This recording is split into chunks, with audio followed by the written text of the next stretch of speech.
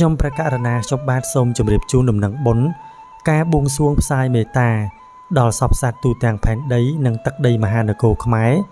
ព្រមទាំងការរំដោះកម្មព្រះញាតិពុកម៉ែបងប្អូនរៀងៗខ្លួនកិច្ចកម្មវិធីប្រារព្ធនៅថ្ងៃច័ន្ទទី6ខែ10ត្រូវនឹងខែតុលាឆ្នាំ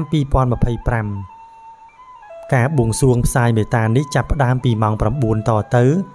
អាស្រ័យហេតុនេះសូមជម្រាបជូនសាធុជនបងប្អូនប្រិយមិត្តប្រុសស្រីដែលមានឧបនិស្ស័យនឹងធ្លាប់ចូលរួមកន្លងមកក៏អញ្ជើញចូលរួមជាបន្តដើម្បីជាកុសលផលបុណ្យ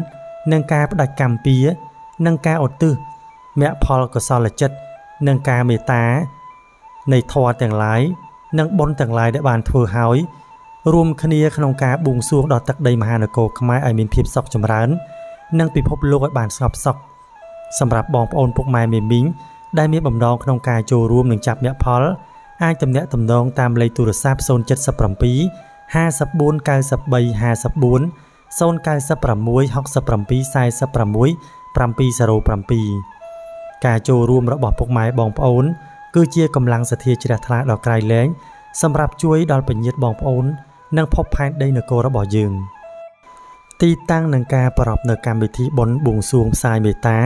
នៅភូមិតាពេជ្រឃុំឆ្វាំងស្រុកពញាលឺខេត្តកណ្ដាលការបំពេញបុណ្យនៃការផ្សាយមេត្តានេះអាចកាត់គ្រោះរំលោះនៅកម្មទុក្ខទោសរបស់យើងម្នាក់ៗដែលជាប់ជំពាក់នឹងម្ចាស់កម្មពៀ